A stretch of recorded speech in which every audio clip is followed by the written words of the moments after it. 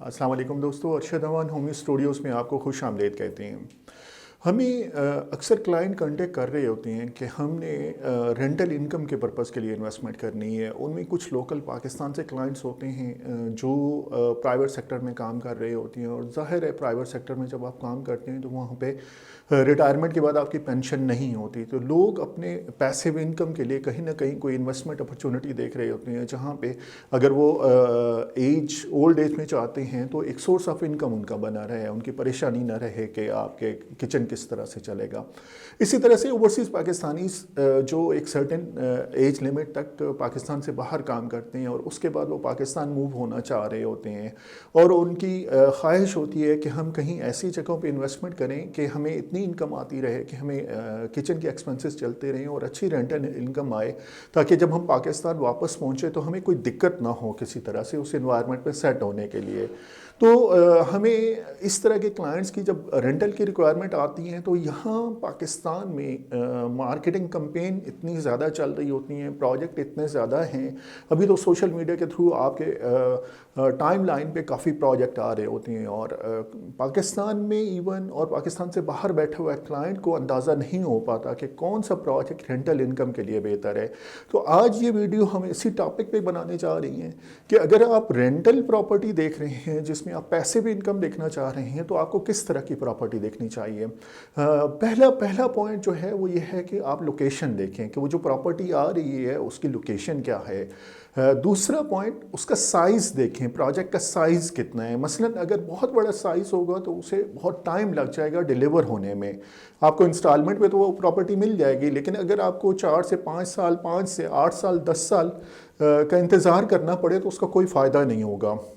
Maximum अगर ऐसी कोई प्रोजेक्ट का साइज़ है कि वो आपको प्रॉपर्टी 2 साल, 2.5 साल में डिलीवर हो जाएगी और उसके बाद वो रेंटल इनकम जनरेट करना शुरू कर देगी, तो वो मोस्ट रिकमेंडेड प्रॉपर्टी का साइज़ है, प्रोजेक्ट का साइज़ है।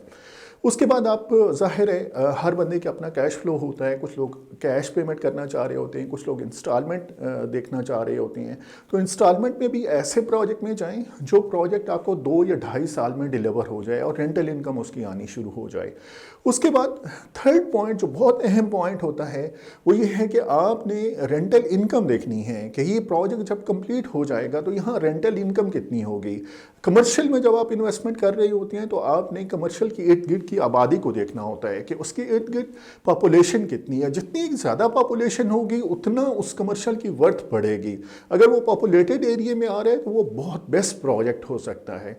फिर रेंटल इनकम के बेसिस पे, रेंटल की जब आपके पास फिगर आ जाती है तो उस बेसिस पे आप उसकी वैल्यूएशन को डिटरमिन कर सकते हैं। मसलन मैं अगर आपको एक बेसिक फार्मूला बताऊं कि अगर आप ऐसी जगहों पे इन्वेस्टमेंट करते हैं जो आबादी से दूर हैं, कमर्शियल में हैं, और वहाँ पे रेंटल इनकम आपकी 3%, 3.5% पर ईयर की है, तो ये नॉर्मली यहाँ पे प्रैक्टिस है। लेकिन अगर आपकी कहीं पे रेंटल इनकम 5% है तो वहाँ पे आप इन्वेस्टमेंट करें। 5% rental income, yearly rental income से कम अगर कहीं पे आपको रेंटल इनकम आ रही है तो वहाँ आप बिल्कुल ना जाएं। और अगर कोई प्रोजेक्ट ऐसा आता है जो आबादी के अंदर है और उसकी रेंटल इनकम अबव 5% है तो फिर आंखें बंद करके उस पर प्रोसीड कर लें। क्योंकि इसमें क्या होगा, लेट्स अस्यूम, मैं आपको एक एग्जांपल देता हूँ। हमारा एक कमर्शियल का प्रोजेक्ट चल रहा है जेएम प्लाजा वाहकैंड की फूड स्ट्रीट के ऊपर, और उस पर जो रेंटल इनकम आ रही है वो 7% आ रही है।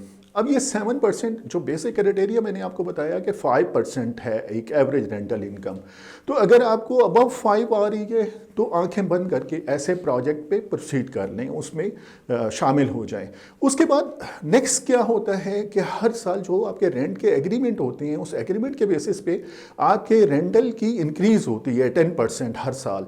तो अगर अभी 7% आ रहे हैं तो नेक्स्ट ईयर वो बढ़ जाएगा, उसकी परसेंटेज बढ़ जाएगी। इसी तरह से अगर वो प्रोजेक्ट आबादी के अंदर होगा तो थर्ड फैक्टर जो ऐड होता है वो ऐड होता है उस प्रॉपर्टी के अप्रिसिएशन का। और अगर वो प्रॉपर्टी आबादी के अंदर होगी तो उसकी अप्रिसिएशन रेट ज़्यादा होगा। मसलन अगर वो आबादी से बाहर होगी तो शायद उसका अप्रिसिएशन रेट 5% पर एनम हो, लेकिन अगर वो प्रॉपर्टी आबादी के अंदर होगी तो उसका जो अप्रिसिएशन रेट होगा वो 10% होगा। तो 3 आइटम आपने ऐड करने हैं, एक एनुअल रेंटल परसेंटेज, प्लस आपका जो एनुअल रेंटल ग्रोथ होगा, कि जो आपका रेंटल एग्रीमेंट होता है उसके बेसिस पे हर साल 10% इंक्रीज होगा, तो वो इंक्रीज का एग्रीमेंट कितना आता है। फिर थर्ड आइटम जो आपने ऐड करना है वो ऐड करना है कि वहाँ उस एरिया में प्रॉपर्टी की अप्रिसिएशन कितनी होती है।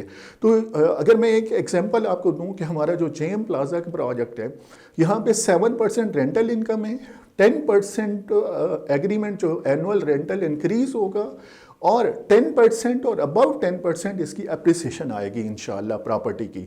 तो इस तरह की जब आप कैलकुलेशन करेंगे तो आपको खुद ब खुद पता चल जाएगा कि कौन सी प्रॉपर्टी ऐसी है जहां पे मुझे इन्वेस्टमेंट करनी चाहिए।